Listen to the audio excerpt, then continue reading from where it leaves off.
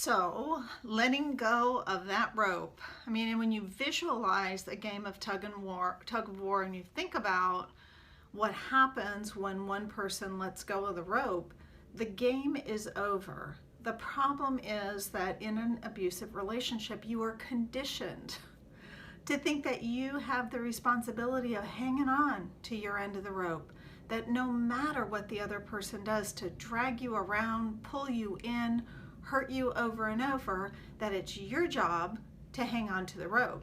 And the message that you receive is, if you were smarter, if you were prettier, if you were thinner, if you weren't so selfish and unappreciative, there's definitely a theme in these relationships where women and men also who suffer at the hands of a narcissist are told these things over and over and over again.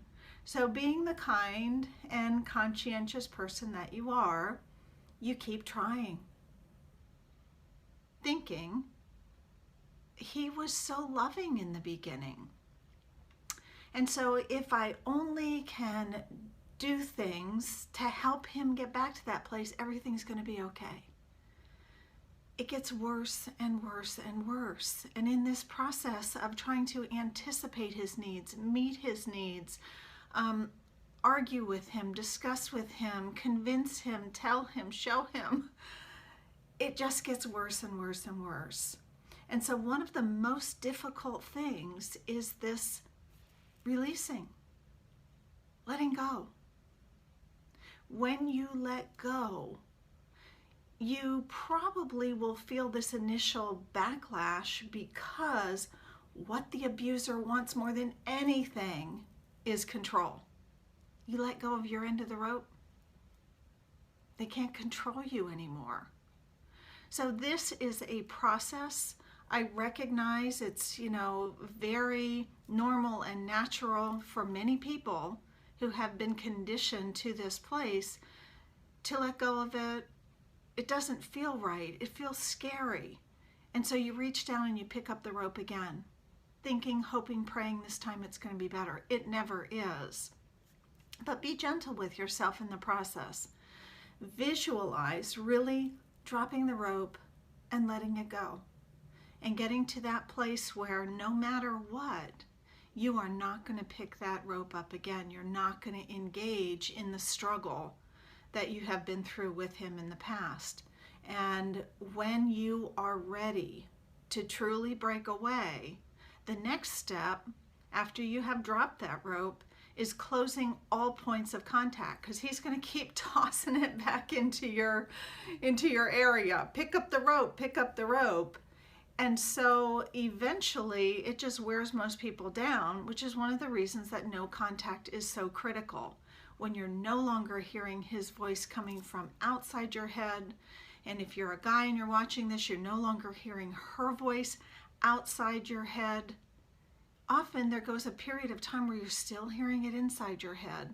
And so it takes time of absolute no contact to let go of that. So this idea of let go of the rope, it's okay for you to do that. No matter what you've been told, you can't save a relationship when the person that you are with has never been in the relationship in a real way anyway. Relationships are a two-way street. They require mutuality. They require the ability to listen and to understand and to connect with the other person. And when this is lacking, no matter how hard you work, you cannot fix this. And it will be your undoing if you just continue to hang on.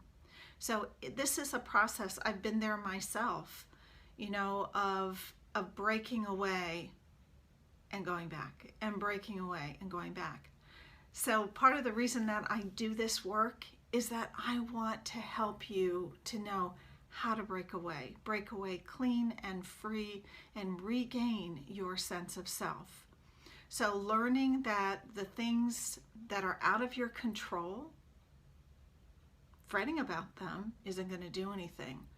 When the smear campaign starts, if you try to explain yourself, talk about him so that people understand what a crazy guy he is, it's not going to help. And so releasing the backlash that inevitably comes is part of letting go of what you cannot control. So we're going to work on this step by step. I don't expect for anybody to get this overnight. I certainly did not.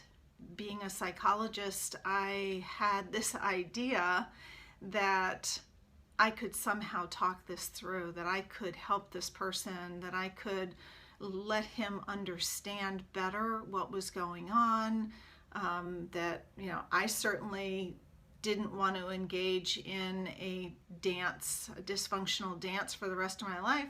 However, I thought I just need to really give this a try. Had I let go a lot sooner, I would have dealt with a lot less hardship in the long term. So frightening as it may be, we've got to let go of our end of the rope.